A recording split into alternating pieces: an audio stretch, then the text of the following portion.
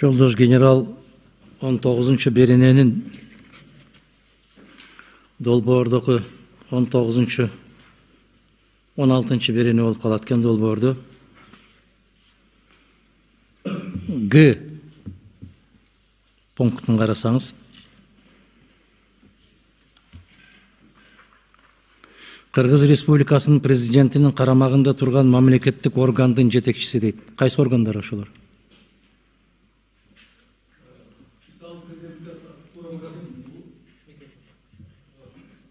Улуттук статистика ошол кемде ошол органдар айтылат мисалы. Эми ошону жазып койбойлубу? Мына В пунктунда жазыпсыңар го, экинчи пункттун ошол эле 16 берененин баарын эсептеп кетипсиңер. Улуттук банк, шайлоо, БШК, эсептөө палатасы деп. Кыргыз Республикасынын президентинин карамагында аябай көп ишканалар бар да. Ошолордун жетекчилери. Ошолор көп да. Ооба. Эми көптөн баары жазылганда майдалап өзүңүздөр айтканда аттестация комиссиясы кимге карайт? Я. Улуттук аттестация комиссиясы кимге карайт? Вакыт айтып атасыз да? Азыр президент указ менен кандай болуп калган? Кандай дайындалат? Азыр каралып атат жана. Ошон үчүн так жазылышы керек. Азыр кимге карайт, кече кимге карайт эле?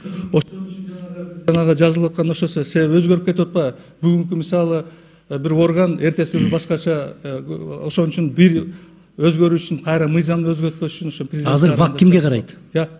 ВАК? ВАК азыр мен өкмөт председатель Кабмин назначить этип атат азыр. Я. Председатель Кабмин, по-моему, менин билишимче. Жок, закондо ким? Сиздин билишиң, экөөбүздүн билишибиздин кереги жок. Мыйзамды боюнча кимге башыйт? Я. Эгер эртең ошол Кабинет министрине. Эгер эртең ошол президентке баш ийип калса, улуттук да. Ооба. Улуттук болгондон кийин демек азыр аткаруу бийлигинин башында ким турат? Өлкө жетекчиси. Өкмөт жок да.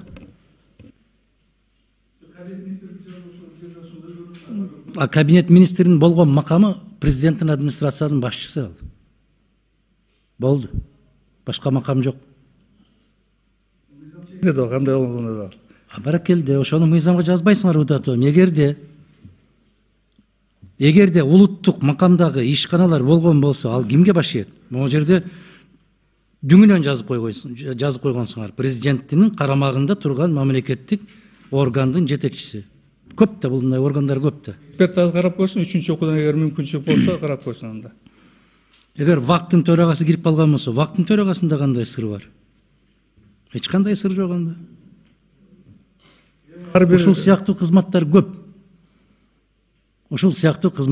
Бүгүн ал жака алат, эртеси күнү бул жака киргизип коет. Бир эле токтом менен киргизип коет, бир указ менен. Ошондо мыйзамга эмне келип калат? Кандай болуп калат? Сиздер түшүндүрмөсүндө кененирээк беришиңиздер керек эле. Улуттук мамлекеттик сырлар катары эмнелер кирет? Анын аныктамасы болуш керек. Ага кирбейт. ВАК ага кирбейт. Улуттук илимдер академиясы кимге карайт? Кайда карайт алар? Кабминге карабайт.